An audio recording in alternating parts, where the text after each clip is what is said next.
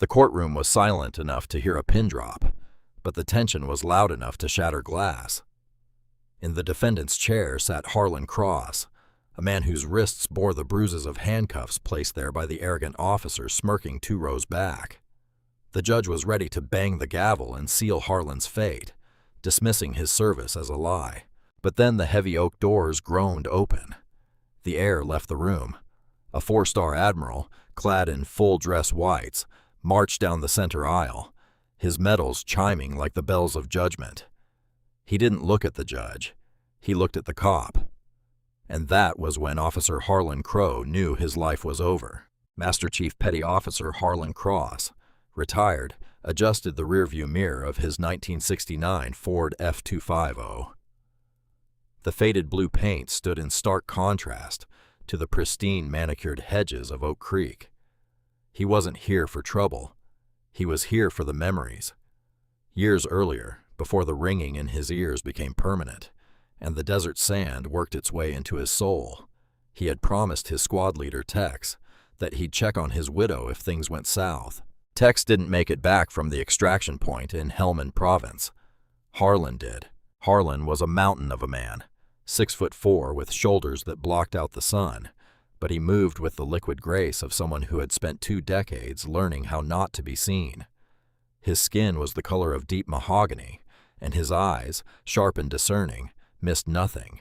Today he wore a simple gray t-shirt, worn denim jeans, and a baseball cap with no logo, no trident pin, no Navy SEAL bumper sticker. He didn't advertise. He knew who he was. That was enough. He slowed the truck as he approached 412 Maple Drive. It was a sprawling colonial estate, far too big for a single woman. But Tex had come from oil money, and he wanted his wife, Martha, to be safe. Harlan pulled to the curb, killed the engine, and sat for a moment. He reached into the passenger seat and picked up a small velvet box. Inside was Tex's Silver Star, finally approved by the Department of the Navy after years of bureaucratic red tape. Harlan had fought harder for this medal than he had in some firefights. As he stepped out of the truck, the humid Virginia air hit him. He took a breath, centering himself. "Just drop it off, pay your respects, and leave," he told himself. "Don't stay for tea. Don't let her see the ghost in your eyes." He was halfway up the walkway when the chirp of a siren cut through the suburban quiet. Harlan paused, not turning immediately. He checked the reflection in the bay window of the house.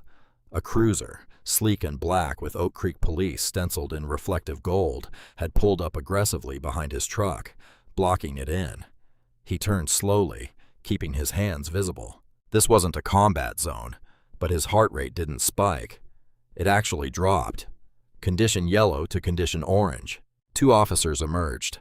The driver was a man in his mid-30s, Officer Harlan Crow.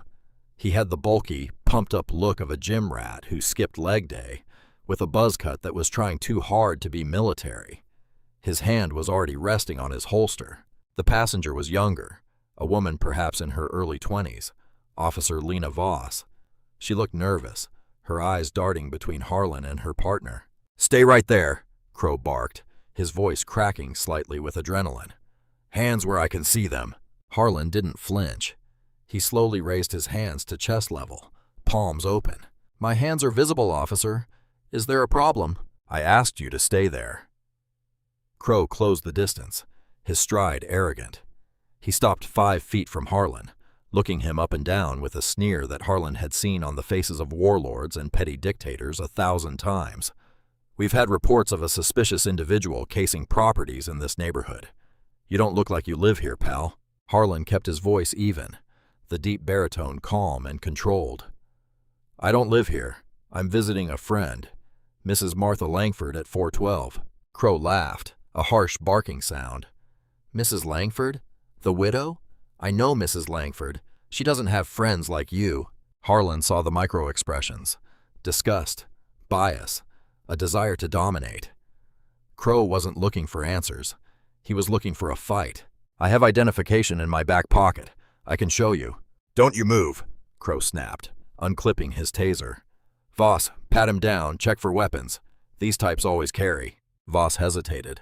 "Harlan, maybe we should just ring the doorbell and ask Mrs. Langford." I gave you an order, Voss, Crow yelled, never taking his eyes off Harlan. He's a suspect in a high-priority neighborhood watch. Do your job.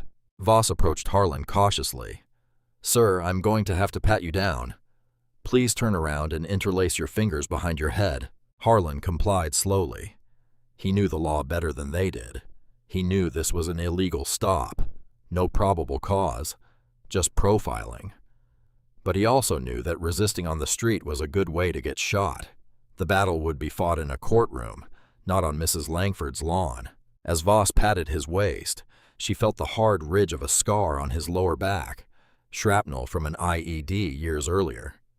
She paused, then moved to his pockets. She pulled out his wallet. Open it, Crow commanded. Voss flipped it open. Driver's license, Harlan Cross. Address is, it's a P.O. box in D.C. Homeless, Crow spat. Drifter. There's something else, Voss said, squinting at a card tucked behind the license. It was a standard Department of Defense retiree ID, but the rank code E9 and the warfare insignia were distinct. He's military, retired Navy. Crow snatched the wallet from her. He glanced at the ID and scoffed. Fake. I've seen these sold at shops downtown. You really think a guy looking like this was a Master Chief? Do you know how rare that is? He threw the wallet onto the grass. Turn around, Cross. Harlan turned, his face stone. Officer, that is a federal identification card. Discarding it is a violation of... Shut up. Crow shoved Harlan hard in the chest. Harlan didn't budge. It was like shoving a statue. Crow stumbled back a step, his ego bruised. That's it, Crow hissed. Assaulting an officer. You're done. I didn't touch you, Harlan said quietly. You aggressively postured, Crow shouted, grabbing his handcuffs. Turn around. You're under arrest. Harlan looked Crow in the eye. The air around them seemed to drop in temperature. Officer, I am asking you to reconsider. I am on a mission of personal importance. If you arrest me, you are setting in motion a chain of events you cannot control. Is that a threat? Crow's face turned red. Resisting arrest, Voss. Get his other arm. They wrestled his arms behind his back. Harlan could have dismantled both of them in seconds. He could have broken Crow's wrist and used Voss as a shield before they could draw a breath. The muscle memory twitched in his triceps, the deadly training screaming to be unleashed. Stand down, sailor, he thought. Stand down. The handcuffs clicked. They were tight. Too tight. Crow wrenched Harlan's shoulders upward, a pain compliance move designed to hurt. You're making a mistake, Harlan said, his voice dropping to a whisper that was somehow louder than Crow's shouting. The only mistake was you coming to Oak Creek, Crow grunted, shoving Harlan toward the cruiser. As they marched him down the path, the front door of 412 Maple Drive opened. Martha Langford, frail but sharp-eyed, stepped out. Harlan? She called out, confused.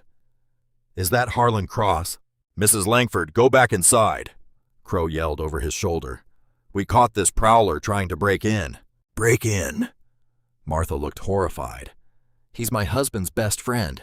Unhand him this instant. Crow paused, looking from the old woman to Harlan. For a second, doubt flickered in his eyes, but then he looked at the neighbors gathering on their porches, phones out, recording.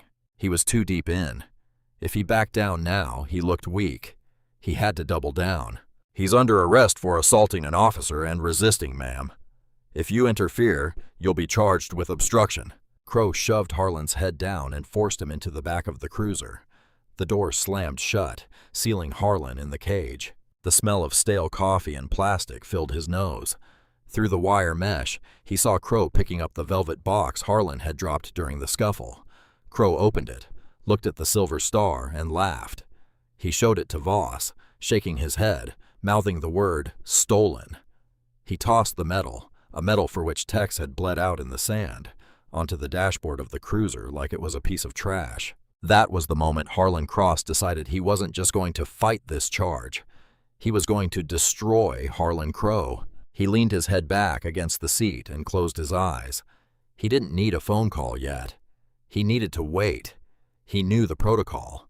When a SEAL of his clearance level was detained, flags were raised, but Crow hadn't run his prints yet.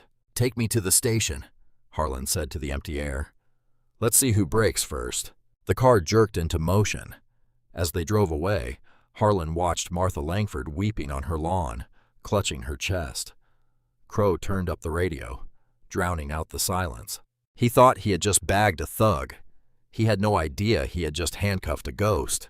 The Oak Creek precinct was a bustling hive of fluorescent lights and ringing phones, smelling of floor wax and cynicism. Officer Harlan Crow paraded Harlan through the bullpen like a trophy buck. He pushed Harlan roughly toward the booking desk, making sure the other officers saw. "What do you have there, Harlan?" asked Sergeant Everett Lang, a weary man behind the high desk who had seen it all and liked none of it. "Aggravated assault on a police officer, resisting arrest and possession of stolen property," Crow announced loudly. He slammed the velvet box containing the silver star onto the counter. "Caught him prowling Mrs. Langford's place.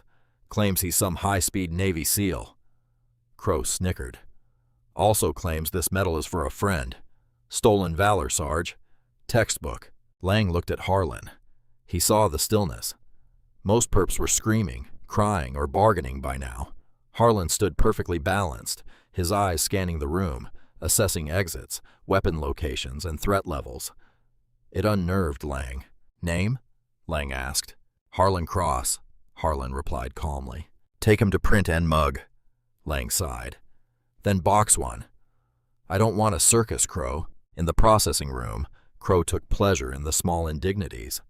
He wrenched Harlan's fingers onto the scanner glass harder than necessary.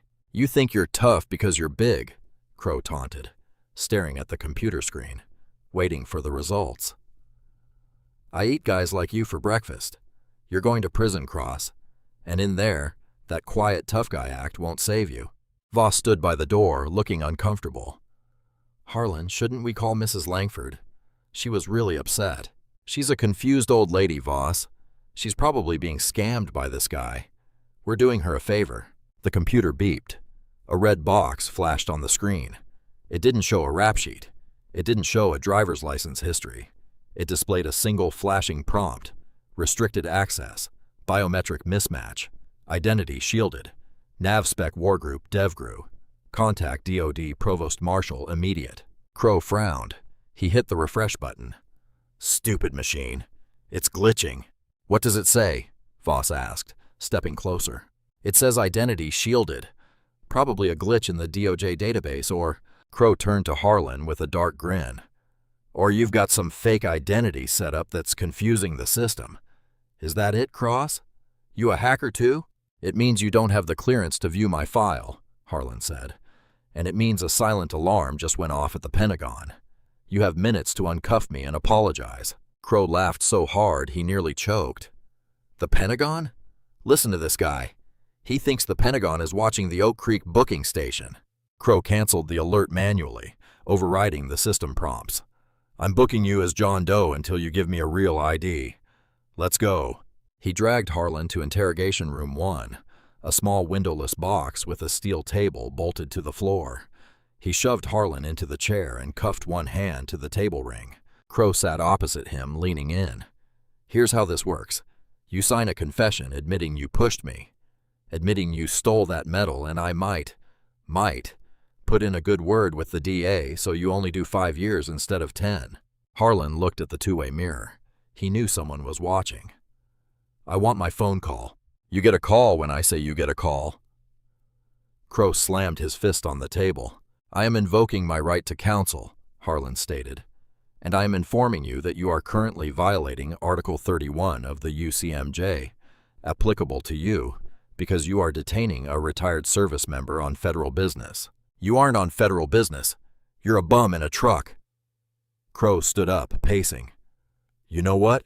Fine. Make your call. Who are you going to call? Your fans? Your drug dealer?" Crow threw a precinct phone onto the table. Harlan picked up the receiver. He didn't dial a local lawyer. He didn't dial a bail bondsman.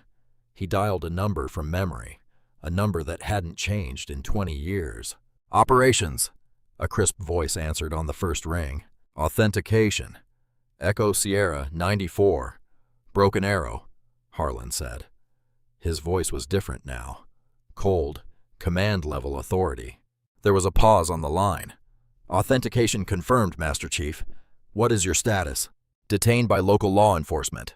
Hostile. Oak Creek, Virginia. Unlawful arrest.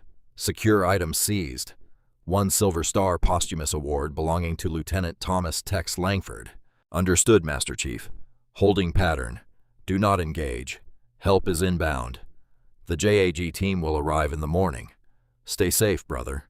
The line clicked dead. Harlan hung up and looked at Crow. It's done. Crow rolled his eyes. Echo Sierra 9.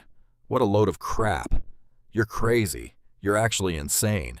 Crow snatched the phone back. Enjoy the night in the tank, Master Chief. Crow stormed out, leaving Harlan alone in the silence.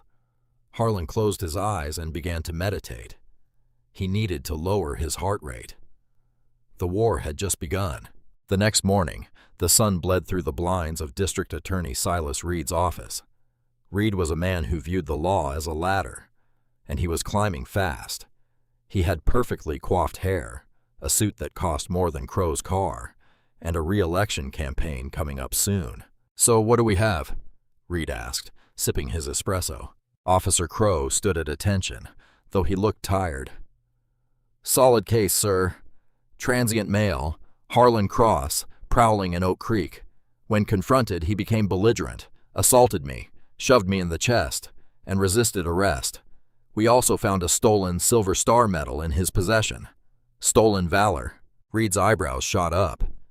In a military town like this, that's red meat for the voters, Harlan.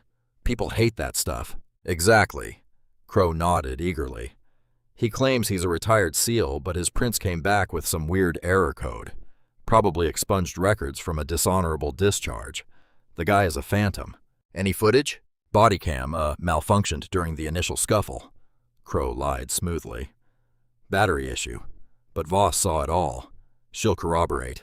Reed tapped his pen on the desk. Good. We fast-track this. Arraignment this morning. Judge Beck is presiding. She hates cop haters. We ask for max bail. Flight risk. Danger to the community. One thing, sir. Crow hesitated. He made a phone call, spouted some military gibberish. Probably nothing, but ignore it. Reed waved a hand dismissively. These drifters always try to sound important. I'll see you in court. The courtroom. The Oak Creek courthouse was packed. Word had spread, likely leaked by Crow himself, that a stolen valor case was on the docket. Veterans from the local VFW sat in the back rows, arms crossed, ready to scowl at the imposter. Harlan was let in wearing an orange jumpsuit that was too short for his legs. He was shackled at the wrists and ankles. He walked with his head high, scanning the room. He saw the angry faces of the veterans. He didn't blame them. They had been fed a lie. He looked for his lawyer. The court-appointed public defender, a nervous young man, was shuffling papers. Mr. Cross, the defender whispered, sweating. Look, they're playing hardball. Reed is asking for $100,000 bail. I think if you plead guilty to the misdemeanor resisting, we can drop the assault and the theft. No deals, Harlan said. But Mr. Cross, you have no alibi, no witnesses. I have the truth, Harlan said. All rise, the bailiff bellowed. Judge Lorraine Beck swept in. She was an older woman with a face like a dried apple and a reputation for harsh sentences. She sat down and glared at Harlan over her spectacles. Docket number 4421, the People versus Harlan Cross, the clerk announced. Mr. Reed, Judge Beck grumbled. What is this? Another vagrant disturbing the peace? Much worse, Your Honor. Reed stood up, buttoning his jacket. This man not only assaulted a police officer in the performance of his duties, but he was also found in possession of a stolen military decoration, a Silver Star. He has refused to identify the true owner. He is mocking the sacrifice of our armed forces. A murmur of anger went through the gallery. Disgraceful, Judge Beck muttered. Mr. Public Defender, how does your client plead? The defender stood up, shaky. Not guilty, Your Honor. Very well, Beck said. Given the nature of the charges and the defendant's lack of ties to the community, the people request bail set at... The double doors in the back of the courtroom didn't just open. They were thrown wide. The sound was heavy, deliberate. Thud, thud, thud. Every head turned. Walking down the aisle was not a lawyer. It was a woman in a sharp navy blue pantsuit, flanked by 2 shore patrol officers in pristine dress uniforms. She carried a briefcase that looked like it contained nuclear codes. "Who are you?" Judge Beck barked, banging her gavel. "You can't just barge in here." The woman stopped at the bar. She didn't look at the judge. She looked at Harlan and gave a barely perceptible nod. Then she turned to the bench. "Your Honor, I am Captain Lena Hart, Judge Advocate General's Corps, United States Navy. I am here representing Master Chief Petty Officer Harlan Cross." Reed laughed. "The Navy sent a JAG for a drifter. Is this a joke?" "I assure you, Mr. Reed, the United States Navy does not joke," Hart said, her voice cutting through the room like a razor. "And neither does the man you have shackled like a common criminal." Crow, sitting in the front row, felt a cold bead of sweat roll down his spine. He looked at Voss. She was pale. "Your Honor," Hart continued, "I have a motion to dismiss all charges immediately with prejudice. Furthermore, I have a writ of habeas corpus and a federal order to take custody of the defendant and all evidence seized, specifically the Silver Star belonging to Lieutenant Thomas Tex Langford." "You can't just take over my courtroom, Captain," Judge Beck shouted, her face turning purple. "This is a state matter. This man assaulted a police officer." "Did he?" Hart opened her briefcase. "Or did Officer Crow assault a decorated war hero who was delivering a medal to a Gold Star widow?" "Objection!" Reed yelled. "Hearsay!" "I have the affidavit from Mrs. Martha Langford," Hart said, holding up a document, "who witnessed the entire event and was threatened with arrest by Officer Crow if she intervened." The gallery gasped. The veterans in the back row uncrossed their arms, leaning forward. The mood in the room shifted instantly. "That's a lie," Crow blurted out, standing up. "She's senile." "Sit down, officer," Beck snapped. "Your Honor," Reed stammered. This is highly irregular. We need time to review this." "You don't have time," Hart said, "because I'm not the only one who came today." She turned and pointed to the back of the room. The doors opened again. This time there was no sound, just an overwhelming presence. A man stepped into the light. He was older, his hair silver, his posture rigid. He wore the dress-white uniform of a United States Navy Admiral, 4 stars on his collar, a rack of medals that covered his chest. The courtroom fell into a stunned silence. Even Judge Beck froze. Admiral Everett Bulldog Shaw walked down the aisle. He stopped right next to Officer Crow. He looked down at the cop with eyes that were cold, blue, and absolutely terrifying. Crow shrank in his seat. He looked at the Admiral's shoulder boards. 4 stars. This wasn't just an officer. This was a god of war. Admiral Shaw didn't say a word to Crow. He walked past the bar, ignored the bailiff, and stood next to Harlan. "Master Chief," the Admiral said, his voice deep and gravelly. Harlan stood, despite the chains. "Admiral?" "Sorry I'm late, Harlan," the Admiral said, loud enough for the microphone to pick up. "Traffic in D.C. is a nightmare." He turned slowly to face the judge. "Your Honor," the Admiral said, "I am Admiral Everett Shaw, Vice Chief of Naval Operations, and I am here to personally testify to the character of Harlan Cross and to ask why my best sniper is in chains." The silence in the courtroom was absolute. It wasn't the silence of peace. It was the vacuum before an explosion. Admiral Shaw stood by the defense table, his presence dominating the room in a way that made the judge's bench seem lower to the ground. Judge Beck cleared her throat, adjusting her glasses with a trembling hand. "Admiral Shaw, while this court respects your rank, this is a municipal matter. The defendant is charged with assaulting a police officer."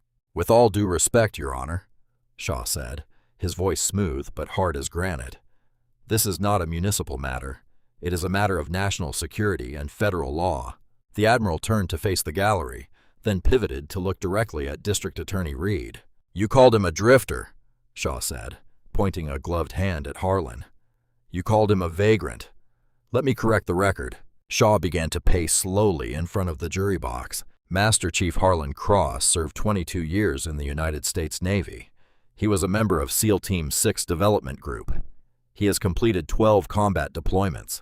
He holds the Navy Cross, 3 bronze stars with valor, and 2 purple hearts. Shaw stopped and looked at Officer Crow. Crow was staring at his shoes, his face a mask of panicked sweat. "The reason his fingerprints triggered a security alert," Shaw continued, his voice rising slightly, "is not because he is a criminal.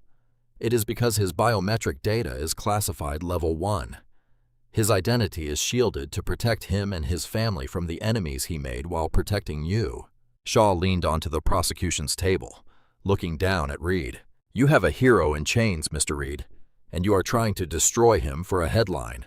Reed tugged at his collar. "Admiral, that is all well and good, but past service doesn't excuse current crimes. Officer Crow stated that Mr. Cross was aggressive and—" "And the medal?" Shaw interrupted. "The stolen silver star?" "Yes," Reed said, finding a shred of confidence. "He had it in his pocket. He couldn't prove ownership.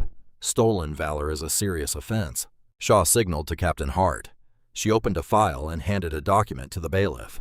"This is the official citation for the Silver Star awarded posthumously to Lieutenant Thomas Tex Langford," Shaw announced. "It was authorized days ago. Master Chief Cross was the designated courier. He was hand-delivering it to the lieutenant's widow because he promised Tex he would." Shaw turned to Crow.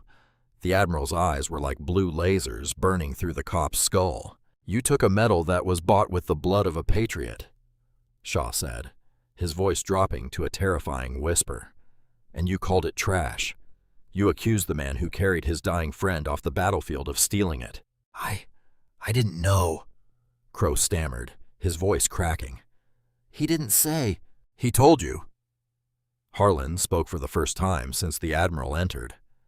His voice was calm, resonating from the chest. "I told you I was visiting Mrs. Langford. You didn't listen." "He was resisting," Crow shouted, desperate to regain control. "He was aggressive. He shoved me." "Is that so?" Captain Hart stepped forward. "Your Honor, the prosecution rests its entire case on the testimony of Officer Crow. They claim the body camera malfunctioned. They claim there were no other witnesses besides Officer Voss, who has yet to testify." "That's correct," Judge Beck said, looking weary. "Do you have evidence to the contrary?" "I do." Hart smiled. It was a shark smile. "The defense calls Mrs. Martha Langford to the stand." Reed stood up. "Objection. Mrs. Langford is elderly and frail. This is a stunt."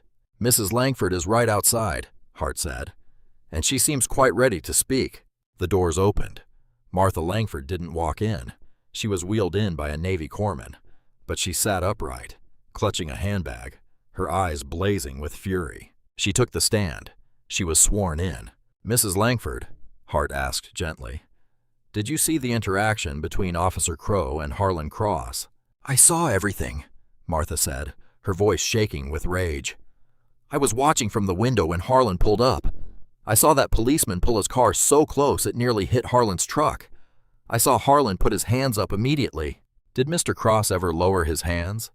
Did he shove the officer?" "Never," Martha snapped. "That man," she pointed a shaking finger at Crow, "he was screaming like a lunatic. He shoved Harlan. Harlan stood there like a rock. Then they twisted his arms and threw him in the car.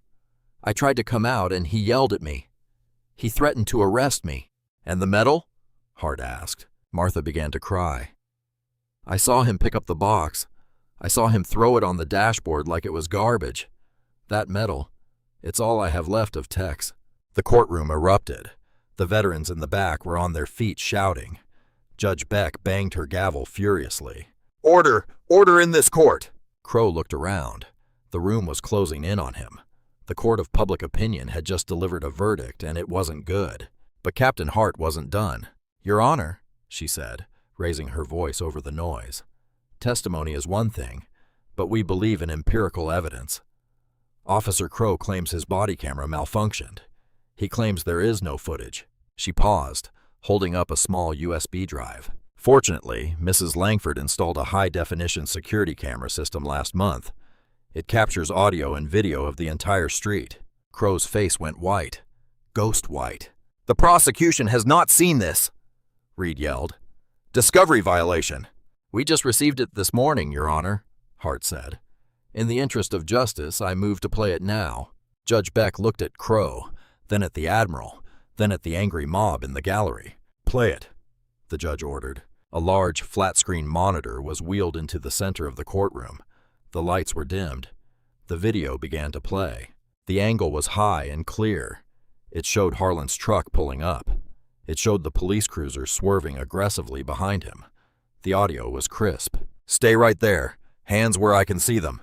Crow's voice rang out through the courtroom speakers, tinny but unmistakable. The audience watched in silence as Harlan raised his hands. They watched Crow get in Harlan's face, shouting insults. "You don't look like you live here, pal." A gasp went through the room. The racism was casual, easy, and undeniable. The video continued. Voss looked uncomfortable. Crow was escalating, itching for a fight. Then came the moment of the alleged assault. On the screen, Crow shoved Harlan.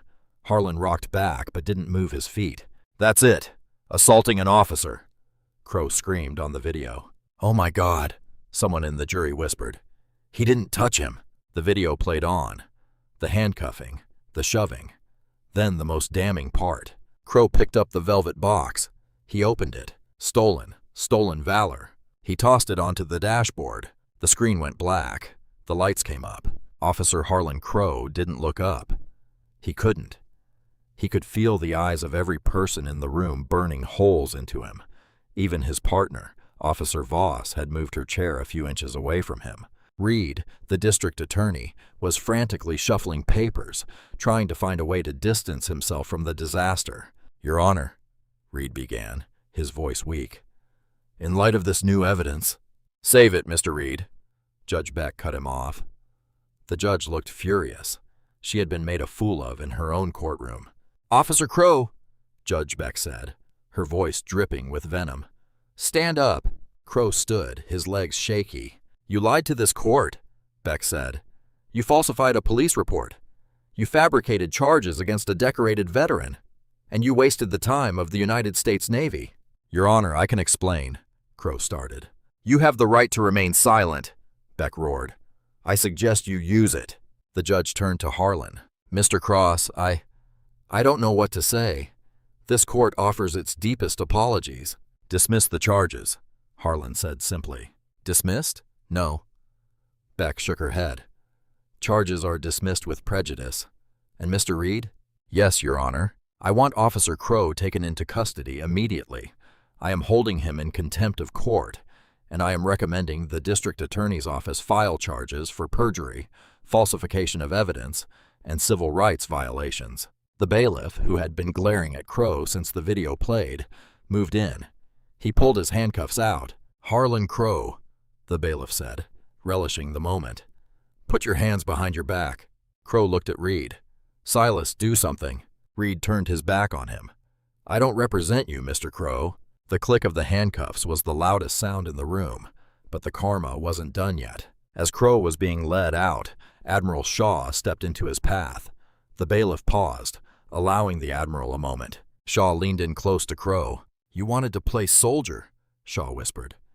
"Now you're going to see what happens when you declare war on the wrong man. You won't just lose your badge, son. You're going to lose your freedom. And every day you sit in that cell, you remember the name Harlan Cross." Crow was dragged out the side door sobbing. "Mr. Cross," Judge Beck said, "you are free to go." Harlan didn't smile. He nodded to the judge. He turned to the bailiff, who was holding the evidence bag containing the silver star. "I'll take that," Harlan said. The bailiff handed it over with both hands, bowing his head slightly. "Thank you for your service, Chief." Harlan walked over to Martha Langford. He knelt down so he was eye level with her wheelchair. He opened the box. The silver star gleamed under the courtroom lights. "For Tex," Harlan said softly. Martha wept, touching Harlan's face with a trembling hand. "He would have loved to see you handle that boy, Harlan. He would have loved it." The courtroom broke into applause. It started slow, then grew into a roar. The veterans, the jurors, even the court clerks were clapping. But Harlan didn't acknowledge them. He stood up, adjusted his cuffs, and looked at Admiral Shaw. "Mission complete, Admiral?" Harlan asked. "Not quite," Shaw said, his face grim. "Crow was just the symptom. We need to cure the disease. Reed knew. The department knew. We're going to burn it down, Harlan. We're going to sue the city for everything they have. Harlan looked at the DA, who was trying to sneak out the back door. Let's get to work, Harlan said. The video of Officer Crow shoving Master Chief Harlan Cross didn't just go viral. It went nuclear. Within a single day, it had tens of millions of views. The image of the silver star sliding across the dashboard became a symbol of national outrage. The hashtag #StandWithHarlan trended higher than major sporting events. But in the quiet, mahogany-paneled conference room of the City of Oak Creek's municipal building, there was no noise, only the suffocating pressure of impending doom. Sitting on one side of the long table was the city manager, the police chief, and a battery of high-priced corporate lawyers. They looked exhausted. They were fighting a war on two fronts, the media at their doorstep and the federal government in their inbox. On the other side sat Harlan Cross, dressed in a simple suit that fit his broad frame perfectly. Next to him was Admiral Shaw in full uniform and Captain Hart. They didn't have a team of lawyers. They didn't need one. They had the truth. And they had the United States Department of Justice on speed dial. "Mr. Cross," the city attorney began, wiping sweat from his forehead, "we are prepared to offer a generous settlement to make this misunderstanding go away. The city is willing to offer you $50 million tax-free. In exchange, you sign a non-disclosure agreement and drop the civil rights lawsuit." Harlan stared at the man. He didn't blink. He just tapped his finger on the wooden table. A slow, rhythmic beat. Admiral Shaw leaned forward. $50 million. That's the cost of one missile on my destroyers. You think you can buy a SEAL's honor for the price of a suburban house? It's a standard offer, the attorney said defensively. Officer Crow has been fired. He's facing criminal charges. The city has taken action.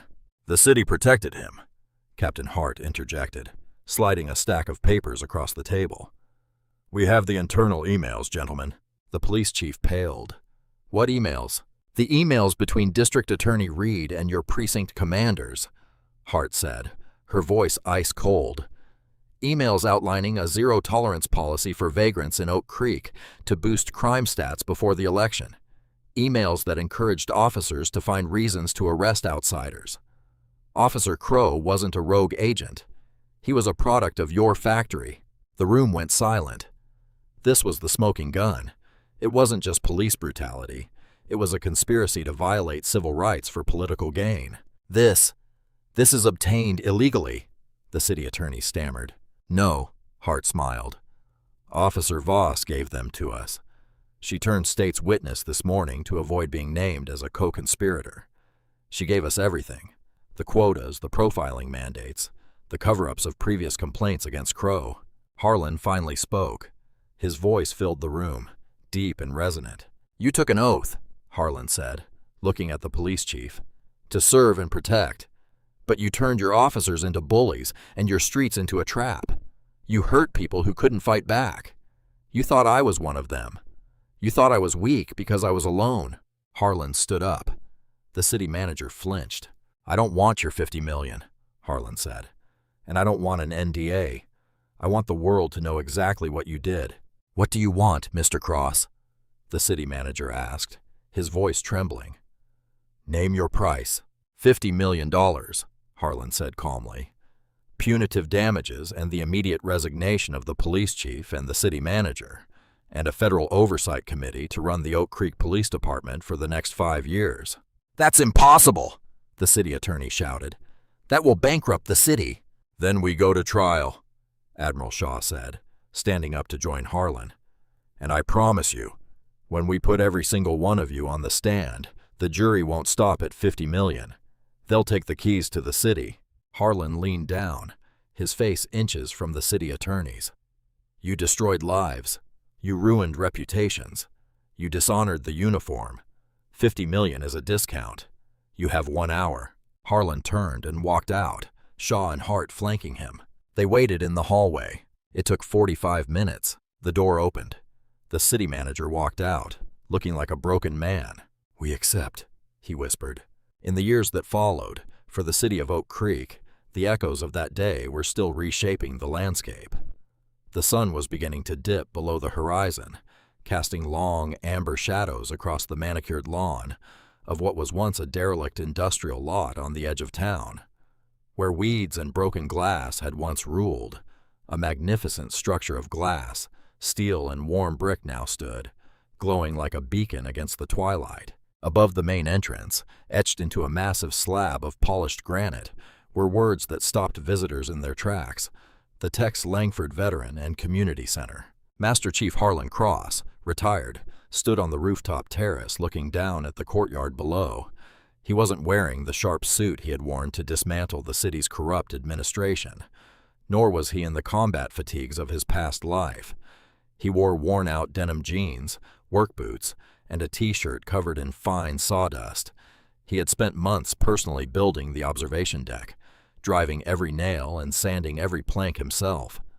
For a man who had spent decades destroying targets, the act of building something permanent was the only therapy that truly worked. The settlement had been a number too large for most people to comprehend. For the city attorney, it was a budget apocalypse.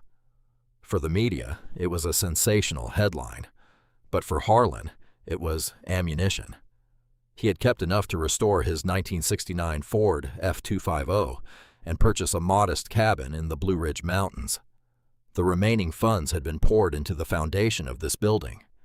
It was a fortress of goodwill, offering free legal counsel for veterans battling the VA, mental health services for PTSD survivors, job training for at-risk youth, and a 24-hour sanctuary for the homeless, the very people Officer Crow had tried to scour from the streets like trash. Karma, however, had not finished its work with the settlement check. It had been thorough, precise, and devastating for those who had stood against the truth. Hundreds of miles away, inside the bleak gray walls of a federal penitentiary, inmate Harlan Crow sat on the edge of a steel cot. The former Officer Harlan Crow looked nothing like the arrogant, pumped-up predator who had prowled the suburbs of Oak Creek. He had lost significant weight. His buzz cut had grown out into patchy, thinning hair, and his eyes darted constantly toward the cell door. General population had been a death sentence for a dirty cop, so Crow spent nearly all day in administrative segregation, solitary confinement. He had lost everything. His pension was gone. His wife had filed for divorce months into his sentence, taking the house and the dog. Every appeal had been denied. Now, his only view of the world was a sliver of sky through a barred window. He spent his days replaying that moment on Maple Drive, the moment he decided to shove a quiet man in a gray t-shirt. He realized now, in the crushing silence of his cell, that he hadn't just handcuffed a man. He had handcuffed himself to a ghost that would haunt him for the rest of his life. Silas Reed fared little better. The once untouchable district attorney who had dreamed of a Senate seat had been disbarred for prosecutorial misconduct and conspiracy to suppress evidence. The scandal had been so radioactive that no firm in Virginia would hire him, not even as a paralegal. He was currently working the graveyard shift as a logistics manager at a warehouse in Ohio, reporting to a young supervisor who docked his pay if he was even a few minutes late. The man who used to command a courtroom now commanded nothing but a forklift. Back at the center, the sound of laughter drifted up to the roof. Harlan watched as Martha Langford navigated her electric wheelchair through the garden. She looked 10 years younger than the frail widow who had wept on her front lawn. The center had given her a second life. She was the head librarian and the unofficial grandmother to every troubled vet who walked through the doors. She stopped by the central fountain where a bronze statue stood. It wasn't a statue of a general or an admiral. It was a statue of a young lieutenant in fatigues, smiling with a hand extended to help someone up. Tex, a black government sedan, pulled into the driveway below, breaking Harlan's reverie. The driver's door opened and Admiral Everett Bulldog Shaw stepped out. He was fully retired now, dressed in civilian slacks and a blazer, but he still walked with the terrifying purpose of a man who had commanded fleets. Shaw took the elevator up to the roof and joined Harlan at the railing. For a long moment, neither of them spoke. They just watched the lights of the city flicker on. "The DOJ released the final oversight report this morning," Shaw said, his voice gravelly but warm. "Crime in Oak Creek is down 30%. Citizen complaints against the police are down 90%. The new chief is a former Marine recon. He runs a tight ship. No quotas, no profiling, just police work. Good, Harlan said, his voice low. That was the deal. They're calling it the cross precedent in law schools now, Shaw continued, leaning against the railing. You didn't just win a lawsuit, Harlan. You changed the way policing is done in 3 counties. You stripped away the shield that let men like Crow hide behind their badges. I didn't do it to change the law, Admiral, Harlan said, wiping his dusty hands on a rag. I just wanted to deliver a medal. They made it a war. And you finished it. Shaw nodded toward the lobby below. Through the glass atrium, they could see the bulletproof display case that housed the Silver Star. It wasn't hidden in a drawer anymore.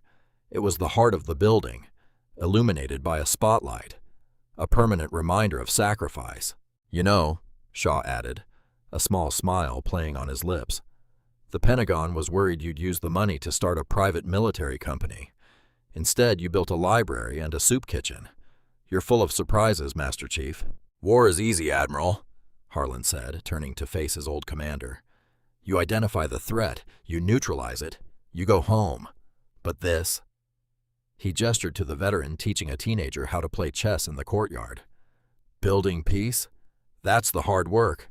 That's the mission that never ends. Well, Shaw clapped him on the shoulder. Mission status? Harlan looked at Martha, who was now laughing with a young mother who had come to the shelter for help. He looked at the clean streets of Oak Creek, free from the terror of unchecked power. He looked at his own hands, no longer clenched in fists, but open and ready to build. Mission accomplished, sir, Harlan replied. As they walked back inside to join Martha for the evening meal, the lights of the Tex Langford Center shone brighter than any police siren, a testament to the fact that while a badge can give you authority, only integrity gives you power. The system had tried to break a drifter, but instead it had forged a legend. And in the end, the handcuffs that were meant to bind Harlan Cross had only served to set an entire city free. Harlan Cross didn't just win a lawsuit. He dismantled a corrupt machine and built a legacy of hope from the wreckage. This story reminds us that true strength isn't about the badge on your chest or the rank on your collar. It's about the integrity in your heart. It teaches us that one person standing firm in the face of injustice can trigger a wave of change that protects thousands. The system tried to break a drifter, but instead they woke a sleeping giant. Justice isn't given. It's forged by those brave enough to demand it. If you believe that karma always comes for those who abuse their power, and if you stand with our veterans who continue to serve long after they take off the uniform, please like this video to help spread the message. Share this story with a friend who needs to see justice served. And don't forget to subscribe and hit the bell icon so you never miss a story about real heroes fighting real battles. Thank you for watching.